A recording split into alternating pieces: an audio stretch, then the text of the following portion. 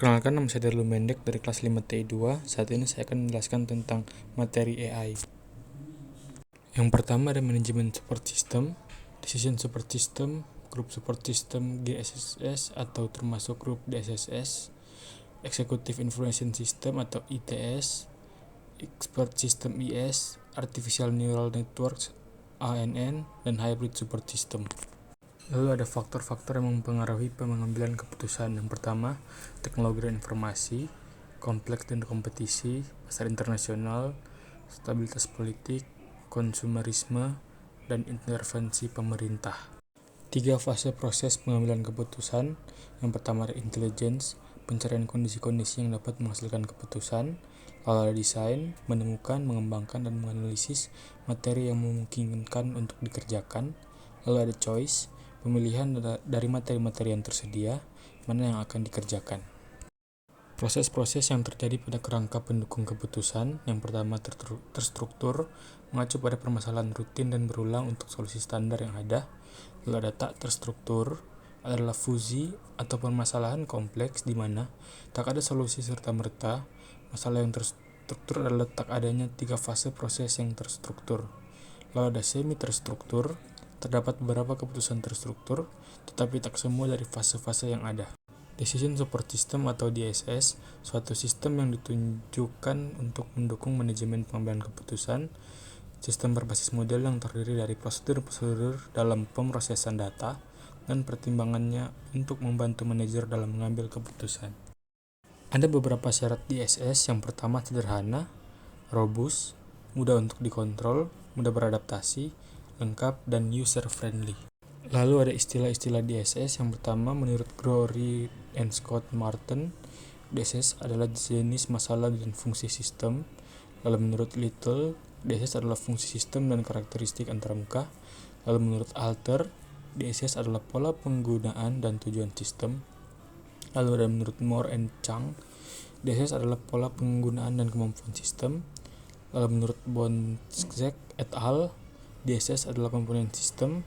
Dan yang terakhir menurut Kin, DSS adalah proses pengembangan. Karakteristik dan kemampuan DSS. Sistem pendukung keputusan memiliki beberapa karakteristik utama, yaitu interaktif, fleksibel, adaptif, serta mampu mendukung pengambilan keputusan dalam situasi semi terstruktur maupun tidak terstruktur. DSS dapat mengolah data dari berbagai sumber, menggunakan model analisis, serta menyediakan informasi yang relevan dan cepat.